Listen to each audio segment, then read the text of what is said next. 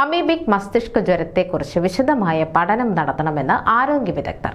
ഇതുവരെ മലിനജലത്തിൽ കുളിക്കുന്നവർക്കാണ് രോഗം ബാധിച്ചിരുന്നത്. എന്നാൽ കുളിമുറിയിൽ കുളിക്കുന്നവർക്കും രോഗം ബാധിക്കുന്ന പശ്ചാത്തലത്തിലാണ് പുതിയ നിർദ്ദേശം. ഈ വർഷം രോഗം ബാധിച്ച് 16 പേരാണ് മരിച്ചത്.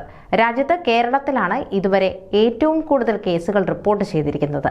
രോഗം ബാധിക്കുന്നവരുടെ എണ്ണം വർദ്ധിക്കുന്ന സാഹചര്യത്തിൽ സംസ്ഥാനത്ത് ആരോഗ്യവകുപ്പ് പ്രതിരോധ പ്രവർത്തനങ്ങൾ ശക്തമാക്കിയിട്ടുണ്ട്. ജലം ശുദ്ധീകരിക്കുന്നതിനുള്ള ക്യാമ്പയിൻ വിവിധ ആരോഗ്യ സ്ഥാപനങ്ങൾ കേന്ദ്രീകരിച്ച് തുടങ്ങിയിട്ടുണ്ട്. ആരോഗ്യ സ്ഥാപനങ്ങൾ, തദ്ദേശ സ്വയംഭരണ സ്ഥാപനങ്ങൾ, ആശാ പ്രവർത്തകർ, കുടുംബശ്രീ പ്രവർത്തകർ, സന്നദ്ധ പ്രവർത്തകർ എന്നിവരുടെ സഹകരണത്തോടെയാണ് ക്യാമ്പയിൻ സംഘടിപ്പിക്കുന്നത്.